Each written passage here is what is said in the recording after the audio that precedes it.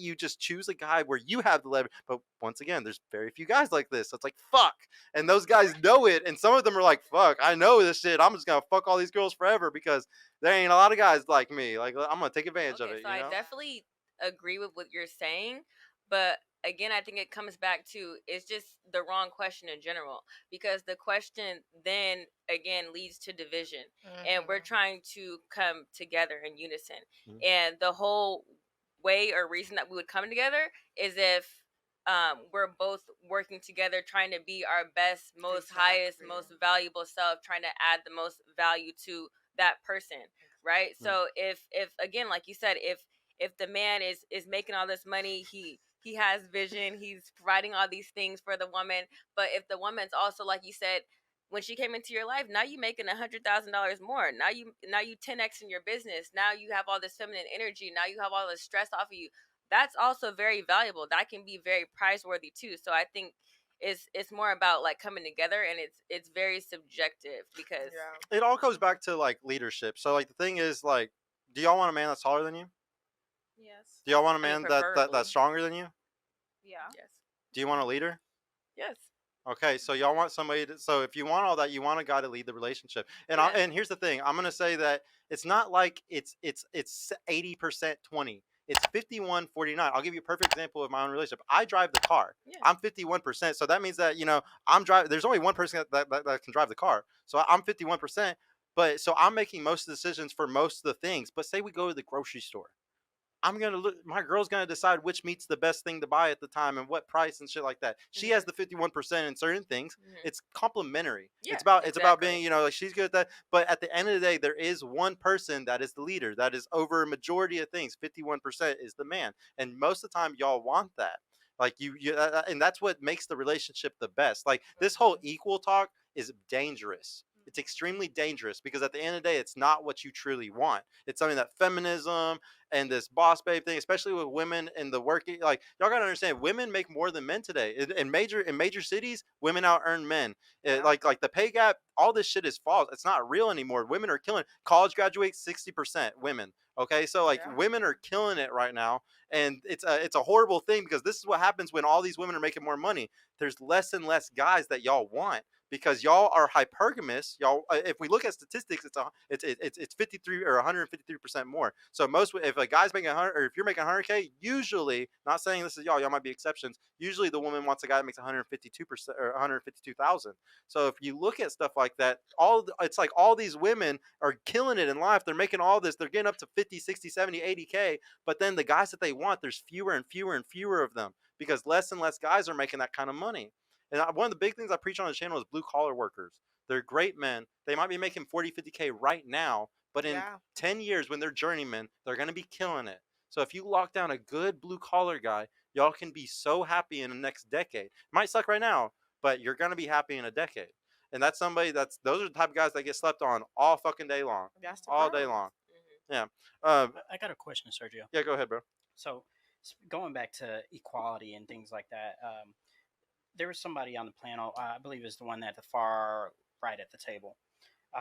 You had mentioned that you don't believe in 50-50. However, whenever Sergio asked about the average income that you want your dream guy to make, you said, "Oh, I can't make 150 or $100,000, or I can't expect him to make $100,000, and then I don't even make $100,000." If you don't believe in 50-50, what's the point of you making as much as he does? So I'm talking from a standpoint of right now. You know what I'm saying?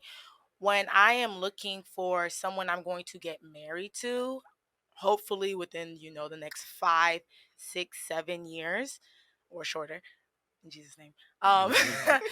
Then I would be all like, okay, I want, as long as we are in the same tax bracket, or you can extend higher than me, that is fine. Because I still want you to take care of me. At the end of the day, I believe in that leadership. Mhm. You know what I'm saying? Like, I want my husband to take care of me. And we had a debate yesterday in the friend group that I didn't partake in so much, but I said, I don't want to pay the mortgage. You know what I'm saying? I want my husband to pay the mortgage because he's the king of my household. I could take care of any other expense, but that mortgage is primarily for my husband. So when it comes to 50-50, culturally, I do not partake in that discussion at all, because that's not what I was taught to do. The man is the leader of my household, and at the same time, you can do that while making the same as me. Uh-huh. So Donnie, did you have a follow up? Um, yeah, kind of. I totally agree with you as far as the traditional aspect of things, and not being raised to have a guy or you splitting the bills with him. However, my question is, what's the point of you making $100,000 if you're looking for him to take care of you? What are you doing with your money? What is your end goal with that income? we had that conversation yesterday. So with my money, naturally, if we come to light bill, water bill, I can pay a freaking car payments. You know what I'm saying? Like those are depending on the car, $500, $600, $700 a month. When your child gets sick, any of those natural instinct. Would you spend your whole check on everything? Like say like your whole check is gone based off of all the other bills. Like he only pays the mortgage. He will not only pay the mortgage. Okay. That is his main thing that you want. So like what's the most disparity that you would accept? Like 60-40? 70-30, 80-20? Yeah, I would prefer like 60-40. 60-40? 65-45. He just needs to be a leader. He Yeah, just needs to do more. leader. A little bit more. More. Okay. Because if I feel like I'm stressed, you have no asset for me. Now you're a liability. Yeah. I don't do that. Yeah, no. Did you have something else, Donnie? No, I'm good. No. Honestly, it's a really weird thing for women, honestly, whenever you have to like make these kinds of choices, because there's so few guys that make enough money. So you have to like sit there. Like I don't blame women for society today. Like I believe your environment's your destiny. Like you don't sit there and decide who you're gonna become. Like, if I was born in India, I would have been a Hindu. You know what I'm saying? Like there's no deciding this type of shit. So like I honestly feel bad for y'all, because like y'all become super masculine. Like that's the problem with working a lot. I'm not gonna sit here and say it's horrible to become a doctor or anything like that. It's fucking amazing. But like that's the only thing is like, but it looks like you're very good at putting down that masculine energy that got you that point, that A-type personality, and you're able to be your feminine self when you need to be. You weren't always like that? No, I've grown into this. So like that's a big thing though. So like shout out to you, honestly, because it's something that's very rare today. And but the biggest thing is, like I said, when you get into a relationship, to keep it that way. When like say that guy makes a little less than you. You know what's a challenge? Letting him be the guy with the frame while you're making more money. Yeah. You think life is easy until you're in a situation like that, which a lot of women are having to do today. It'll catch you off guard.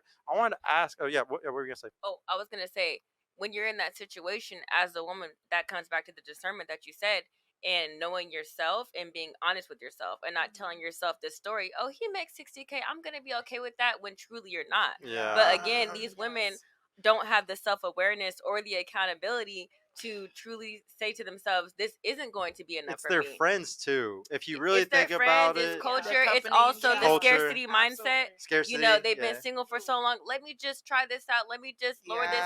But truly, you're doing yourself and that man a disservice. Yep. You know what I mean? Yeah, Because no, you're literally, telling you're yourself a enabling story. him. You're making him a fucking, because what the thing that bothers me the most is most of these women that usually get in that position I was talking about, the leverage thing, like they were so heartbroken the first time, they end up in the thing where they always want the leverage, and next thing you know, this guy's playing video games all the time. He's barely working. He's cheating on them while they're doing it. Like and like this happens all. I cannot express to y'all how many times I've heard this exact story.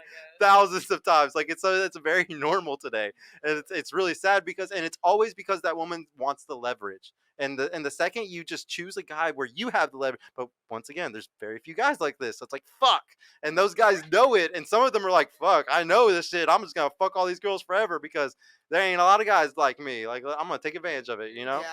And so I always say there's high value guys and there's high quality guys. And like there's a unicorn where it's both, but it's super fucking rare. Super rare. I'm talking fucking 0.01%. But there's definitely high quality men, and every girl wants them because their money, their height, whatever it is, everybody wants them. But there's also high quality guys that maybe they're broke. Maybe they only make 40, 50K a year, but he's a quality man. He's never going to cheat on you. He's going to buy you flowers. He's going to do all the shit that you want.